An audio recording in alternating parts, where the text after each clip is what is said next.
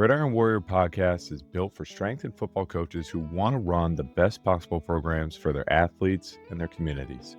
Each episode delivers simple, practical coaching advice that transfers straight from the weight room to the field. No theory, no fluff, no fancy words, just real world strategies from coaches that are living it. So you can build stronger, faster, more durable athletes at any level. Today on the podcast, we have the National High School Strength Coach Association Florida Strength Coach of the Year, Nick Giblin, on the podcast. And we go into training the modern quarterback. You know, it's so much more now than being 6'5" with a big arm and slinging it. Quarterback has changed and our training needs to as well. So he goes into a lot of the different things that he does. And I've stolen so much from Coach Giblin. He does a phenomenal job.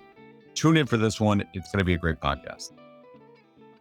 From the beginning, I've committed to only bringing on sponsors that I myself use and would confidently recommend to any coach. And that's why I'm fired up to partner with Train Heroic. Train Heroic is the platform I use to write programs, run my own training, and deliver workouts to athletes and whole teams. It's clean, it's coach friendly, and your athletes are actually going to go in the app and use it and enjoy it, compared to some of the other ones that are out there. If you're a strength coach looking for a better way to program and get that information to your athletes, or if you're a coach and you just want, plug and play, ready to go training programs that you don't have to build, Train Heroic is it, okay? And here's the kicker for anyone that is a supporter of the Gridiron Warrior. Start a free 90-day trial of Train Heroic using the link, trainheroic.com/Gridiron Warrior, and I'll drop 2 12-week training programs right into your account, so that you don't have to start from scratch. You can start with 2 12-week programs built in there, tweak them, change them, customize them, and get a good feel of using the app. And those will be in there for you, so you can use those. So head to www.trainheroic.com/Gridiron Warrior, start your 90-day free trial, and reply to your welcome email saying that you want those 2 12-week training programs from me, and I'll make sure you get those. If you're a high school coach trying to bring structure and feedback to your jump and speed training, you need to check out the Plow Mat. The switch mat technology is precise, durable, and it's far more reliable than those laser-based systems. More importantly, the feedback is instant. Your jump height, your contact time, RSI, it's all shown on the remote, the controller, and it's logged in their app as well. You can use it every single day as a checkpoint. Are your athletes hitting plow numbers or thresholds? We use it in season to gauge readiness. You can check their ground reaction force and see if their springs are there as well. It's something that you'll bring out and use every single day in the weight room. If you follow Rich Burnett, the founder, you already know that the education piece is big too.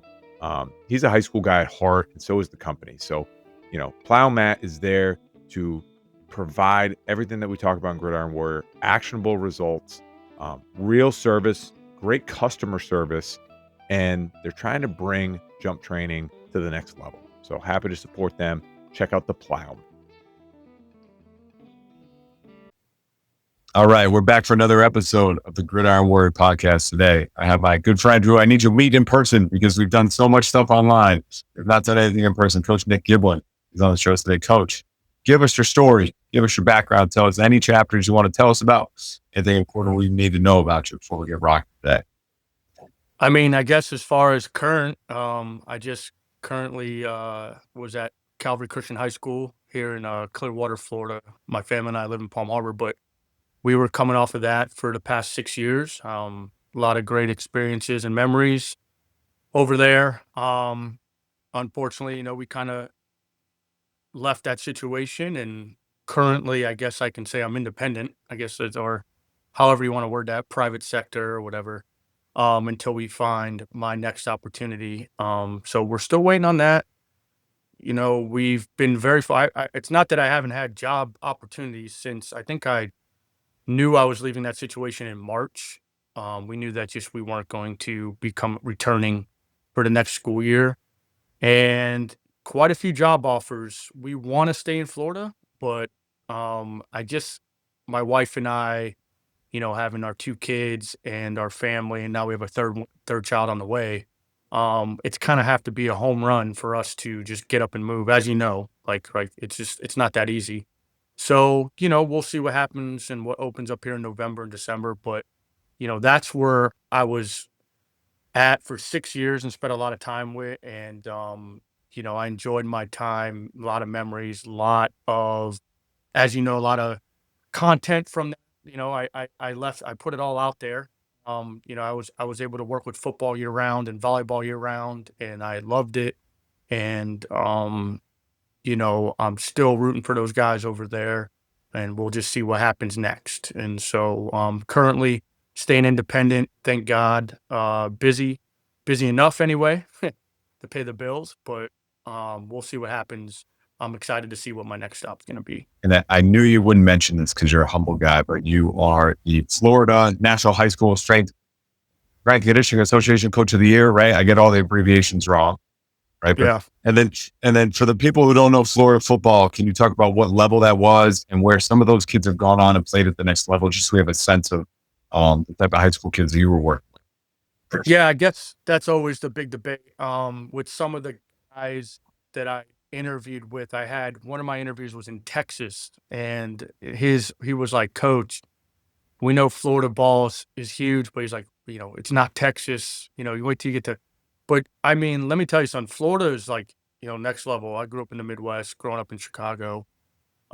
We have some really, really good athletes here. Like, and it's good ball. And when I started at Calvary, I'll give you a little background on that.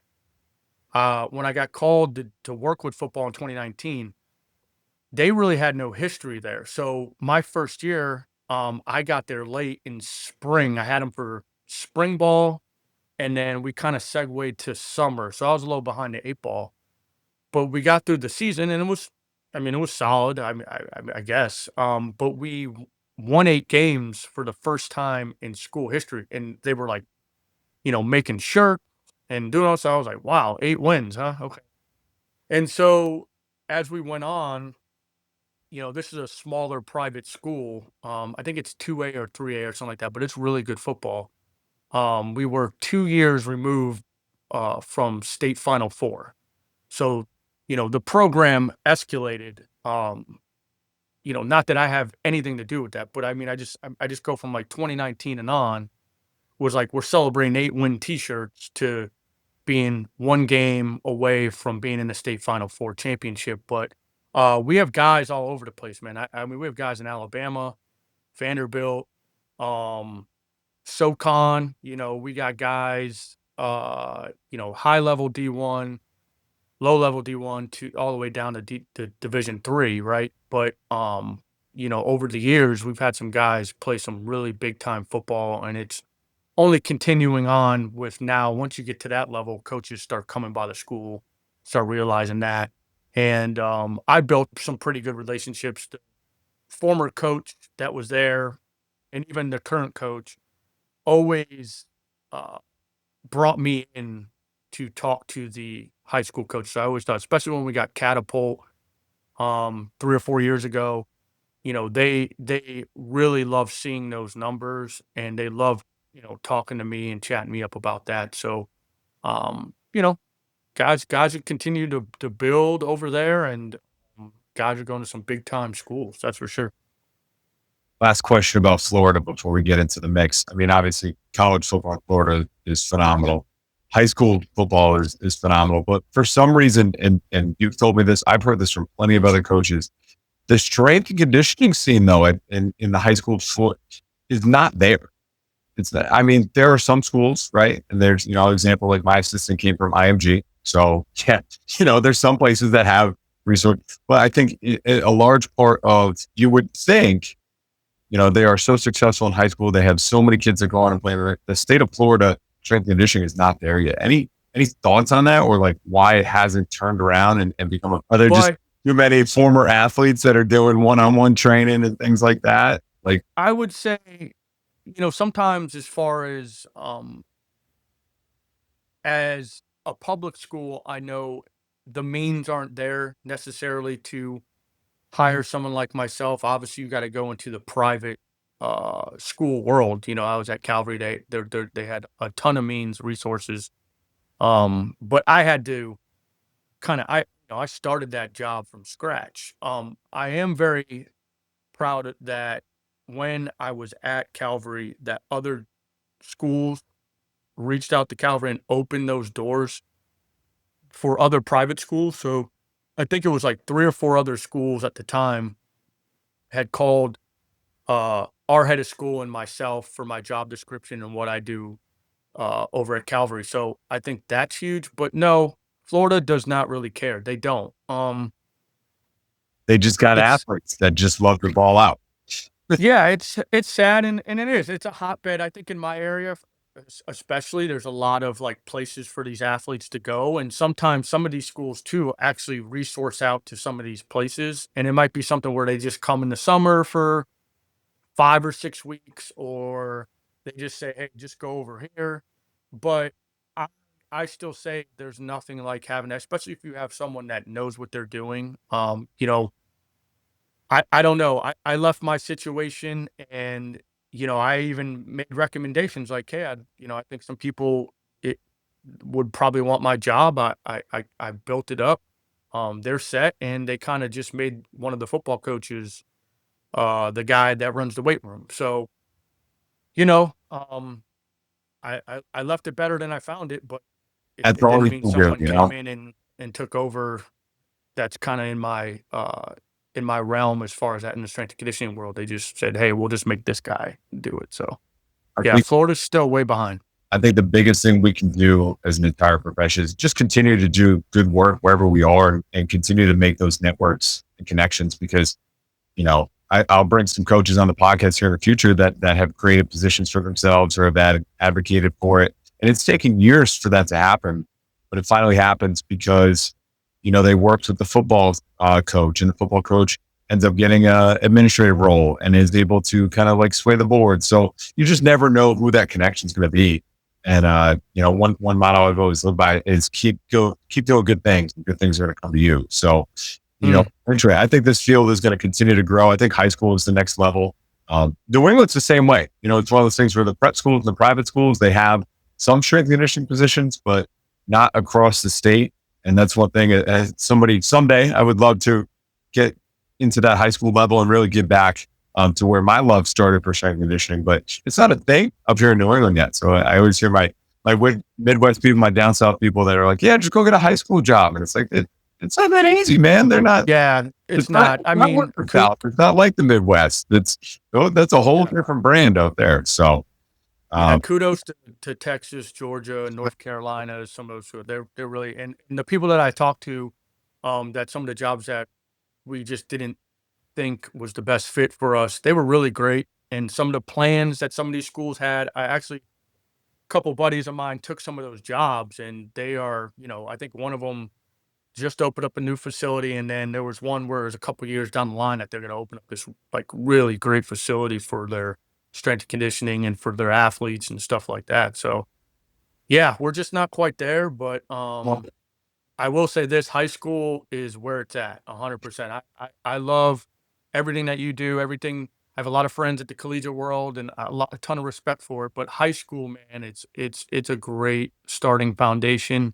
And I don't, I would love to get back into it sooner than later. And you just can just mold so early. this is a perfect question because I usually ask every guest this, what do you love about either coaching or strength and conditioning or, for you working at the high school level? And it sounds like it's the ability to give back and it's the ability to help these kids and take them to another level. And the reason we all stay connected to sports is because there's so many lessons that you can pass down and instill that, maybe someone passed to you when you were going through it. So what is it, you started talking about it, but give us a little bit more, like what do you love about coaching?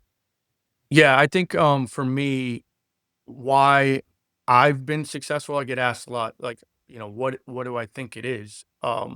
It's the ability to be able to be, a human for these young student athletes at the high school level. You're going to deal with really good athletes, but they could be immature, all that. Like you're dealing with a lot of things, a lot of different personalities. Especially with me, I had football and then I had to segue to volleyball, which is like completely different personalities, 100%. But I was always me. And I think that's huge. I tell these coaches all the time, like if you go into a situation you want to be, almost like a wrestling character type of situation where you have to constantly put on a persona. I am me. I can't, these athletes, and when I have to get on somebody, I have to. I think for me over the years, the biggest thing, if I ever got upset with people, was because of effort, right? And I think, if you can be the best athlete on a team, you can be the worst athlete on a team. Effort doesn't separate you. So, for me, it's the relationships that I built over years. I'm coming up on now where Scott, man, I'm starting to get like wedding invitations now for former athletes. So, I think I have 3 former athletes' weddings that I'm going to be going to. And to me, that's the end game there. It's like, okay, wow, these people still think of me of that regard to invite me to their wedding or um maybe to be around their kids and stuff like that. So, those are the things that I currently miss. But those are something that I just feel like, man, I've always been myself. And I tell you, your part-time psychiatrist in that world, like sports psychologist, right? We hired a sports psychologist at one point at Calvary. Nobody used them, it's fine. But I was like, man, you want to pay me, man, I'm dealing with stuff left and right, right? So, I mean, I was fortunate to get a couple interns over my time. And the first day my intern showed up, we had football, and I'm not gonna call this person's name out, but they're walking through the hallway to get to the locker room, and one of my guys is, I can tell, I greet him, and I could tell something's wrong, and he just breaks down in front of me, and the intern's behind me. He had some situation with his girlfriend, and this dude broke down, and I'm like trying to get him to collect himself, and I don't want to think that like it's a soft football team. Like, man, this is reality. He did something he shouldn't have, and he broke down. And I said, "Bud, I just need you to collect yourself for these next 40 minutes, and then we'll go sit down and go talk about this." But like that's real. Even with volleyball, how many breakups I had to sit there and talk to my girls about and tell them how, we're dumb. Why do you even talk to us? Like, boys are stupid. Like, those are the real things. So I think those are things that once people know you're real, like these, especially like if you go to high school, especially, they'll sniff out your phoniness real fast. Like they won't listen to you. So, um, you know, I think those are the things that uh, I bring to the table, and then ultimately, they'll listen to you. Whether you do good things in the weight room, whether you don't, I don't know, but like once you build that trust factor, sky's the limit. I'm with you in terms of your personality and figuring out who you are as a coach. It takes a little bit of time. The person I started out as coach wise is not the person I am now. There's things that change, like having a kid changes you a little bit, but I always say the person you get when I'm coaching tennis or football, it doesn't matter, is the same person that when I go home and I'm talking about family, I bring the same passion, the same intensity. They mess up at home, I'm going to let them know. I'm not Right. standard, whether it's here or home. Now, the way I'm not going to yell at you as much as I probably did when I was 23, 24, trying to figure out how to be a coach, and now I figured out the right way, or a better way, at least, of getting my message across and making sure we're on the same page. So there's so many lessons there. And again, I can't wait to continue to grow my family, but I feel like I have a family every single day I come here in terms of helping kids and changing lives. And the same thing, I went to a wedding, my first athlete wedding, and it was awesome just to have a bunch of those baseball guys reconnected. And we're talking about stories. We're talking about some dumb workouts I put them through and some, Halloween challenges and things like that. And just, it's fun to be a small chapter in their very big life. And it's cool that when they book, they said, hey, we got to put, Coach Leach in there because that's a great character. That's a great chapter in our book. So awesome stuff. Let's get into the meat though, right? Because I always try and bring a guest in for one reason. We wait a little bit to cut the riffraff out. They don't make it this far on the podcast. They shouldn't be here anyways. So brought you in because, as a college coach, I'm not too proud to go find great resources. And if I think you're doing great work, I'm going to find you. I'm going to steal your ideas. I'm going to try and make myself better. And, I think you do a phenomenal job with quarterbacks. And it's something that I think everybody can be better with. I think it's something that I'm guilty of it, of like, I think my quarterback should be doing everything the team's doing. I think they should be set up right next to the offensive line, working hard, showing them that they're not better than anybody else. They're a part of the team. But there are unique challenges. There are certain things that you got to change things up for them to make it better, because they do something, same as our kickers. They do things that not everyone else is doing. So you got to make sure their program's a little different. And I think you do a great job accounting for that. So we can get into some of the nitty gritty stuff, but in general, right, what are your thoughts? What are your biggest rocks when it comes to training a quarterback and making sure for the modern age, right? Because that's the other thing too, is they're not the old school 6'5" drop back quarterbacks anymore. They're doing a lot more. So let's get into it. Let's talk about quarterbacks. Yeah. So I think you use the word that, to me, the quarterback is unique. I kind of treat them like pitchers. That's always been my way of thinking, my process towards those guys. They're very unique. The quarterback is the guy. Um, I've worked with quarterbacks over the years that know they're the guy. They have that aura, they have that swag, they have all that. And then I have some that you have to build up, and it takes time to get them to understand that. So for me, there's a lot of different factors with that, the physical side, the mental side, the focus side, the leadership side. So yeah, I've always had a card, like a training card for my quarterbacks. I think I told you I didn't really start recording things until 2022, and kind of seeing that. I started putting some things on my story and stuff like that. And I've had people reach out and all that, but they've always had their card. I think the first two quarterbacks I had at Calvary, it was a little too late in the game for me. They were kind of just, they couldn't move. One of them for sure had arm talent, but the offense that we were running, the coach that hired me was, it was a spread offense, and there was more things that they could open in that box if that quarterback could be more of a weapon. And that's how I like to train these guys, is how much of a weapon can we make them, right? And so those first 2 years went by, and they kinda did some things on their own, and they weren't fast, they didn't really care about that, they got some pretty bad advice outside of Calvary, and there was one that was waiting in the wings that had been there since a freshman, and he really bought into what I was trying to do. His parents bought in, and we worked on him as far as the sprinting side. We do, a lot of small-sided game stuff, and but he loved those challenges. Even when we did some contact prep stuff, like the towel game stuff, he was always, like, in there with those guys, and I kinda seen that building up. And so once we got him in there, the floodgates were open as far as what the coaches could do with that offense. And so ever since then, the quarterbacks knew they were gonna, we were trying to raise their athletic ceiling. That was my goal. So they bought into the sprint stuff, the field work, the things that we did in the weight room. And, some of the things as far as the quarterbacks do, yes, they do have their own cards. But I also, to go back to what you were saying, you want them working with the offensive linemen and stuff like that. I don't want to get it twisted. The quarterbacks in the offseason from January on, they're in the trenches with everybody else. They might have some other things that they might do on that card, but if we're split squatting, if we're front squatting, if we're hand assisted split squatting, they're in there with them, and that is for damn sure. Like, they're in there grinding it out with their boys. Like, I don't hide that No doubt, whatsoever with that. especially in the winter, especially Yeah. in off-season Yeah, time. yeah, yeah. They're Yeah, they're going, in there. They're in there with those guys. They're at their rack, and I'm hyping them up just as much as, like, if you're talking about a lineman, I'm always talking about what my quarterback's doing over here in rack 6. He shouldn't be doing this. You're over here doing this.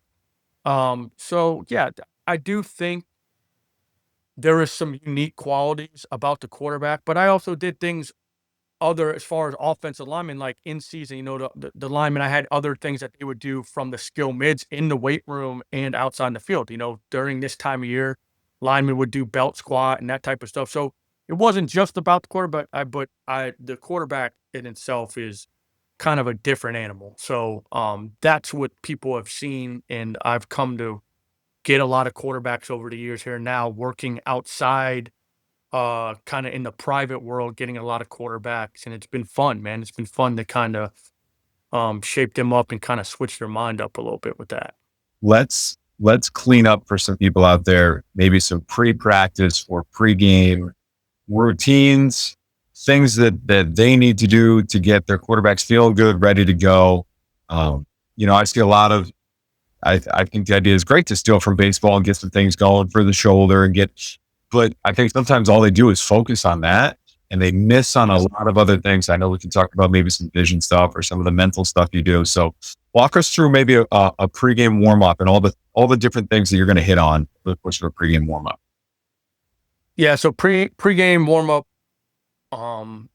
quarterback would go through his stuff, get taped, whatever it is. And once they got catapults on and all that stuff, we would start our pregame. It's not a lot of stuff, like I said, there's really no band work whatsoever. We have one that I've kind of brought in now, but we go right into like some dead hangs. We had pretty good, well, I couldn't stand our wraps at Calvary, but we had ones where we had multiple grip ones. So we could dead hang, we could single hand hang, we could kind of do a monkey bar situation to kind of get that going. We would do some, we would open up the T-spine a little bit in there, do some stuff like that. I was very fortunate to get the Anchor Cable Pros. So we would kind of do some stuff with that, depending, maybe just some speed rotations, maybe one set of that to get that thing going. We would do what we call a push up, push back, push through to kind of open that up. One set of that opens up a lot of things. And then, as far as outside plyo ball stuff, we have quite a few variations with that. The PVC thing, we'll do that. I started doing that with them in like 22. Swinging the PVCs, doing stuff like that. On the field, we'll do power skips. We'll get some of that stuff in. I would do wickets which was a big thing. I just I stopped doing wickets as far as in my speed work in general, but I thought it was such a great, not only just get them going, as far as the nervous system stuff, but also neuro wise. And we would hit one of those, especially the guys that would, as like special teams, right? First thing that ball's kicked, they're running, they're flying down the field. So I felt like a short 10-yard burst in their warm up wasn't really going to get done when it came down to get priming their nervous system. So, we'll do stuff like that. We don't really do any band work and stuff, but we're, have a lot of stuff. They'll have like 8 or 9 things really quick. And then boom, they're primed out, ready to go with the team off to the field. I think the biggest thing, and it doesn't matter what you do for a primer, the two things are that the athletes need to believe in it, right? So if you're doing exercises they don't believe in, or they just don't get it, then it's not going to transfer. It's not going to get them primed and prepared. And then the other that I see across the board, just a level of intent needs to be. And sometimes they're doing too many reps or too many of this, too many of that. And it's like, pick the dumbest, in a good way, the dumbest exercises that they can mash on. And if your goal is to rev the engine up to 100%, pick things that they rev themselves up to 100% on. Like, I think the wickets is great because there's a little cognitive there. You got to think a little bit and, okay, I got to run. I got to get my knees up over these instead of, like you said, just 10-yard bursts. Again, I think there's a lack of intent sometimes because they do it so often, right? It's part of their warm up. Okay, that burst out becomes like an afterthought. Whereas the wickets, it's intentional that you're trying to go through those at full speed. So I think that was something that I just put out there for the warm up, and all the skill guys, linebackers, guys are going to be on special teams. Quarterbacks love it too. But yeah, at that point, once we got to about 2022, quarterbacks they're just ready. They're like, Coach, I'm ready to go through my prep. So whether that was, shoulder down, pelvic area, some ankle stuff, and, we knock that out. They feel great. They feel ready to go. They feel ready to get onto the field and start whatever process that is before game day. And I love the idea of getting the quarterbacks out and treating them truly like athletes, because that's what they are. And that's how they always should have been trained. And maybe we didn't do the best job of that. And I'm sure you can tell me this with GPS too. I see it with our GPS a little bit. I can tell on the days where we don't get those guys to finish runs if we're doing some RPO, because I don't see the high speed yardage there. And it's just a position that, because there is a lot of standing and talking and looking at the defense and, okay, do you see what's going on here? It's a position that can lend itself to less running. and then they show up on Friday night or Saturday night, and it's like, holy crap, it's a completely different game for them. So, Yeah. about the pregame wickets, but did you do anything else during the week, sprint wise, to make sure that they were tuned up and they were getting enough high speed yardage to be ready Yeah. for Friday night? Yeah. We would always sprint. Sometimes, depending, but I always was able to get them at least once a week, whether that was the beginning of the week. And then I started going out to practice, or if I wasn't at practice, talking to the coaches and be like, hey, can I at least hit 2 30-yard runs, And I would sometimes test that narrative because I put a catapult on them and see. But you know how it is. Practice coaches have their ways, and sometimes they would be on board with that. Sometimes they'd say, they don't have time. It's like, okay, don't have time to go 2 30-yard runs or whatever. But my guys were really good about that. And so I guess I would really like to let them hit that top speed twice a week, but I would at least get one day between with that within the weight room as well. And so, we never thank God really had any soft tissue injuries. Um I don't think think maybe I had one knee while I was there. Maybe if I'm going back to that, but like never any issues that hindered them to perform as far as other than your standard football injuries, right? Shoulders, wrists, anything like that. There's just stuff you just can't do. And even early on, I thought, as all coaches do, just thought like, oh, if I can just find a way, just to not have them hurt a shoulder, and it's just, come on, we're never gonna be able to do that. For violent stuff It's out. just it's violent, man. So, yeah, so with doing that, I do stand by that. I feel like, you should find the time to get on the field and do all that stuff. I think early on, when I first started, Scott, I had some of the assistant coaches, which I didn't know. This is a funny story. Some of the assistant coaches, when I first got there, they did not like the sprint stuff, the small sided games. They liked the contact prep stuff, to be honest with you. So that was 2019. So there was a meeting that I didn't know about that they had with the head coach and the AD that they just didn't understand. Like they were like, we should be in the weight room, 100% of the time. We're wasting too much time out there doing all this stuff. Obviously, as you know, man, with that stuff, like these guys love that stuff, and especially the small sided games. Like laughing doesn't mean we're not getting productive work in. So I just think that early on they didn't understand that, and as time went on, they grew to appreciate it, which is great. But I didn't know of that story until like a year and a half ago. The coach had told me, he's like, "Did I ever tell you that these guys had a meeting?" He like they wanted, and I was like, "How come no one ever came to me?" He's like, "Well, I asked him. I was like, 'Do you want a meeting with Coach Giblin?'" I was like, "I would have loved it, but they didn't want to do that." So, I've I just been there too, man. Even at the college level, I'm like, don't we want to do some more like one-on-one stuff in the winter? And well, the winter's about grinding and crushing them. And okay, but that's not necessarily who I am and what I do. You want me to build them up and get you better. I'm going to do things that are going to get better. So I see that pushback to it. It's funny. Uh, yeah. in terms of the weight room with quarterbacks and stuff in season, what you want them training, but you got to make some modifications for them. You got to do some things differently. So what are some must be's in your program, and then maybe some things that you're changing out? In season or out of season, which one? Let's go. Off season, you're more likely to keep them closer to the main script, the main template. So in season, I've got to imagine off the top of my head, you're probably not doing a ton of pull-ups. Benches may or not. It might be a dumbbell instead of a barbell. Probably a lot more unilateral lower body stuff. These are all things that I would do, and I do with our quarterbacks here, but curious to hear what you will do with them in season in the weight room. Yeah. So at this point, now we're having the conversations of like, at that point, how we're feeling, all that stuff. So I would say, as far as lower body movements, if they feel good, um, they would go. I was very big on the hand assisted split squat for our skill mid guys in season. If quarterback wanted to go over there and do that, and he feels good, obviously early in season, probably feels pretty good, depending on the game. But we would do more. I would say single leg squat, a true single leg squat on the bench, We would do that. Love that variation, or some type of heavy skater squat. So we would be doing that. Those would be our 2 big rocks as far as lower body movements during the year, and you can load those variations.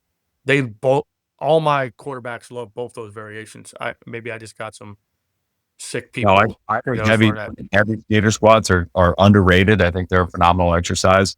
And then I'll throw guys on the pitch shark a lot too, because Ye you Yeah, put more weight on that thing than anything else, and it doesn't crush you the next day in terms of how you feel, but you feel like you moved some weight, you did some work. Same thing with sleds. I think sleds is another one that it is yeah. underrated. I don't think it's used enough. You get you don't do it because you're like, accommodating, like how do we overload, how do we progress this from week to week? Just push some heavy sleds and get a little lower body stimulus. It's one of those things. Off season, yes, I want to make week to week jumps and I want to see progress, but in season it's more for me, it's more about making sure we feel like we're getting good work in, pushing some load, we're pushing some weight, we're not detraining, and then making sure that we're hitting all the other qualities and checking our pace there. Yeah, it wouldn't be a situation where, okay, yeah, he's doing a skater squat and he's just got a 10-pound plate. Like, it would be 20-pound weighted vest, maybe he puts a chain on, maybe it's a plate, maybe it's, sometimes I'll do the variation, one stable strength where 2 dumbbells, depending on, and then same with a single leg squat. Like, it's a 12 to 20-pound weighted vest with the plate, and they're getting that, they're getting that work in. As far as the upper, they they really won't bench. They will. I don't mind a chin up. I really don't. Um, they'll have landmine variations, so rotational landmine variations. We'll do those. Again, I had very fortunate to have the Anchor Pros, so we would do speed rotations on that. We would do some type of row, contralateral row, back and forth with that. I did buy the 3D straps that or however you go, what's that strap? Yeah, I don't what's that? Yep, yep. We just bought an entire set for our Kaiser racks here, so I have to talk to you after this and get some ideas from you, because Okay. there's a lot you can do there in terms of rotation and then anti-rotation too. If you're going to do some movements where you don't want to twist and rotate, but Yeah. there's Yeah, some, we would do those variations where I would have them use that. I would put the anchor somewhere, link it up somewhere where they're away from them, and we would do rotational stuff with that and with the med ball. They would do med ball throws in season.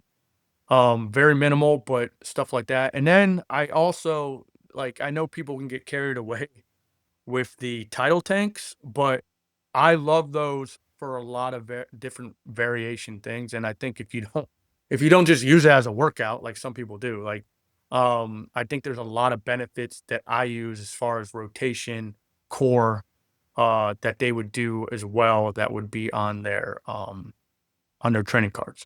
So, landmine, uh, cable stuff, whether you have a cable machine, just a standard machine. I didn't have that. We got rid of that so I can get the Anchor Pros. But they'll do push-up variations, whether it's standard, whether it's explosive. I bought the parallel bars that we use. I had bought those for not only them but volleyball as well. They would use that as a variation. So, you know, some of that stuff too, they would still join in on. I bought the T-bar row handles. I had saw those over when I went and visited my buddy TK at USF. They had those and I thought it was genius. And they were like, I mean, I don't want to say that they got them on it. I got mine on Amazon, but I'm pretty sure it's the same thing. But they'll go over there and do that. Viking presses, we'll do some of those variations. I've had those forever. It's good to see I was just people saying, using the various. you need to go out and get the Viking presses. I started with one and I got one and I immediately knew I had to get 6 more. That's such a great variation for a change up too, especially I would already did a ton of landmine stuff and I wanted to get into maybe something a little bit more bilateral. And that was I'll like, I'll give you a fun one, man, on and on the Viking press, Scott. You have so it depended on the years and the groups that I had, if I trusted them.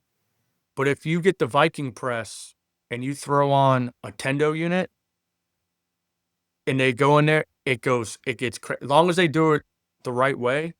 Those are some of my I have a lot of archive footage of that, but I would put the Viking press on, but then I'd have like a low plyo box so they couldn't slam it down. You just hooked and I had the Tendo Sports. I actually still have two of my own, but those old dinosaur Tendo Sports that I think are still the best, to be honest with you. I have 12 that still work. So I love those things. I think they're still the best, not to plug them out, but like, I would throw those on, and then so we would have one guy go at a time, and they would just hit a standard, press it out, and then they would see how fast they could move the needle and compete with each other. So those are fun. So I want to see you do that here in the future over there, Rody. It's definitely coming down the pipe for us. So we'll definitely stay tuned on that. Last piece with quarterback training. Let's say they're coming in post game, right? And they're like, I am sore. We threw that thing 65 times. We slung it around. What are some ideas? What are your thoughts in terms of recovery modalities that you think are great? And then things that the kids see and they're trying, you're like, dude, you're just wasting your time. Like, what are you doing? Or you think that's going to help you recover? So give us your maybe like one or two things that you totally recommend to get people feeling better, moving better. And then a couple of things that you think are just like, I wish the kids would stop finding this out. Yeah. So depending on whatever you run offensively, I don't know. Maybe you're run heavy, maybe you're throw heavy. Currently, I work with a lot of guys that are very throw heavy. So I get those guys usually Saturday late mornings. You know, I don't know how some are run their situation, but a lot of them have to go film sometimes. And as we know, these kids go to bed probably after a win, 2, 3 o'clock in the morning. After a loss, it's probably the same thing, 2, 3 o'clock in the morning. So I usually get some of those guys around 10, 11 o'clock. And so for me, we're gonna go into some, which I like after the. I can't say that I would do this during the week, but we'll get into some manual resisted stuff with that arm. I have a kind of a stretch table at my home gym, and we'll get into that. And matter of fact, one of my guys had taken a shot uh, in the game, and so he on his throwing shoulder. So I love that to kind of bring some blood flow back into that, moving that arm, stuff like that. It's nothing crazy. It's all on my strength as far as how they're doing that. So we'll hit a lot of variations with that. We'll stretch the T spine and all that stuff from the game. A lot of variations I have with that, what we'll do.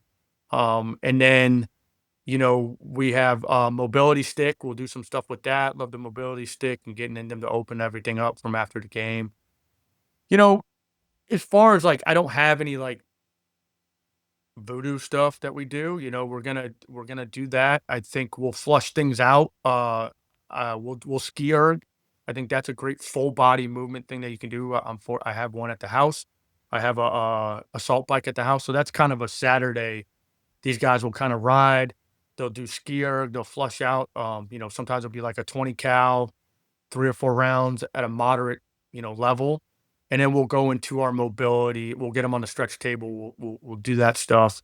And then we'll get into some mobility things to kind of open all that up to finish it out. And then depending on when I have them, it could be a Sunday lift, or some of my quarterbacks, I have them Monday or Tuesday. So we'll get into our lift with that and still do some things to kind of strengthen those scaps, the T spine and all that stuff. But really, as far as on the strength side, that next day is probably just some manual resisted stuff that I've kind of put out there. I think the last reel I did on the quarterback was some manual resisted stuff that we'll do. That's some of the things that I kind of did for our pitchers at Calvary the next day. After a guy would throw, they would come in the weight room, would kind of do that stuff and keep it minimal, and then they would start their week back up to that. Yeah, when I worked with baseball here, that was always my goal, is the Friday guy, if we could get him in on Saturday, next day, get some manuals done. And then I prefer to knock out their heaviest lift, usually their heaviest upper body lift. Let's do it right after you pitch the next day. Yeah. Do it as soon as you can. And then we can then use the rest of the week, maybe take a day off after that, reset, get our heavy lower body day in. And then the Saturday guy, same thing. Let's get him in on Sunday. It gets a little harder when they go on the road and you can't do that as much. But I love the idea of movement. I love the idea. The ski erg's a new one. I didn't think of that. But one thing that I always tell our kids, and before you start putting a whole bunch of cups on your shoulder, and before, like, we have a swimming pool right next to our weight room.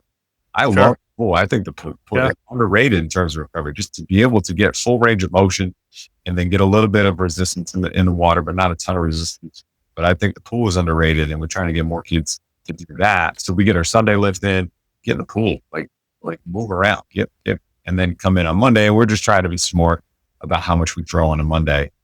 Yeah. We're a passing team. We're not like, we're not slinging it 60 times. We're still got to be conservative and make sure, hey, it's a long week. We got a couple big work days on Tuesday, Wednesday, Thursday. So let's not try and just air it out on Monday just because it's Monday and we're getting back to work. Yeah. I mean, I think as you can see, especially with the outside factors of private sector, like now everybody has rehab specialists and all that stuff. And sometimes some of that stuff, of course, it's needed. Like guys get banged up in the season. That's why we have athletic trainers. That's why we have that. But I think sometimes a lot of these parents are being sold that they need to spend another $1,000 to get cupping or red light and all this stuff. And ultimately, I always say, like, if you injuries happen, but if you've probably taken care of your business a little bit better in the off season, your body would probably hold up a little bit more. But I think now with most facilities have, the rehab specialist package that you need to spend on top of that. So, yeah, I mean, I think some of our guys go do some of that stuff. Maybe they ice bath. They have their own ice bath now and all that stuff. But yeah, a pool is as simple as it gets, man. And being in Florida, go jump in the pool, go do some of that stuff. But parents are going to pay for a lot of this extra kind of eye candy stuff. And I always say that the three best supplements a parent can go out and get for their kids is a gallon of water, right? Some actual food, get some calories in your body, and 8 hours of sleep. I'm pretty sure those three things right there are undefeated in terms of getting kids healthy, ready to go, recovered. Those are time tested. Those will not fail you. Coach, Yeah. we're gonna land the plane here. We're working on something together here. We're going to have a webinar coming up at the end of high school football season, sometime between the end of the season and before the holidays. Want to get it definitely up for the holidays, but going an even deeper dive. So if anyone enjoyed this talk today about quarterback training, you're going to go all in on how to train the modern quarterback. You want to give us like a quick preview of it's going to include this. Yeah. So fortunate to be asked to do a couple presentations here, to come up in the future. So I put together one that you've seen. I've given you a little sneak peek of that. I don't hide anything. I've always been open about what I do with my athletes. And I mean, like I said, I have footage going back from 2022. So it's going to be, I've been to places before where guys and speaking engagements and stuff like that. For me, visual is always the best. And sometimes coaches don't have visual because they run their mouths more than they actually do the work. So, mine's going to be a lot of visual, starting from what I do with them in season, off season, after the game, all that stuff. And it's going to show you everything that I do. I'm really excited about it. I've had the time to do it, and I'm kind of proud of it. Like to go back and have the time now to see as much of the stuff that I had sitting in my phone over the years. I'm glad I collected it because, coaches like yourself that would ask me if I had anything on that, but I've always been open showing what I do, whether it's on my stories and you see it and other coaches see it and people have reached out. So I think this presentation is going to help coaches kind of have more ideas, whether they feel confident enough to separate the quarterback or do some things. You have the time to do that. That's our job, and it's really not that big of a deal to set aside certain things for your athletes. And like I said, the quarterback is unique. They're the guys. We want them to be the guys. We want them to be confident. So why wouldn't you give them everything that you can to go into that Friday or Saturday or whatever it is to be the utmost confident going into it? I started this whole Gridiron Warrior thing because there's so many coaches out there, either the college level, the high school level, that want to do it the right way, but they just don't have their hands on the resources yet. And they know that the way they did it growing up wasn't the best. And I think this is right up there, Coach. I'm telling you, I've already seen the preview. I loved it. Can't wait for more of it. But I think this is one of those things where it's like, we know there's a better way to train quarterbacks. And I think this resource is going to be phenomenal to help coaches do a better job with that forward. So stay tuned for that. We're going to definitely put more information as we get closer when that's coming out, but that's going to be awesome. If there's any coaches out there that want to get in touch with you, want to reach out to you, ask questions, or they want to sign up because you have some online training as well, right? So whether maybe it's a parent that wants to get their quarterback or get their kid, doesn't matter if it's football or not, signed up with you. How can people get a hold of you? How can they reach you? How can they find your stuff? Yeah, so Twitter, I think both Twitter and Instagram, I think I'm both Coach Nick Giblin. Those are basically where a lot of my stuff is on. I'll dump it off Twitter or Instagram. Um, yeah, I do remote training as well currently, which is an interesting space, but I have athletes outside of here that I work with remotely.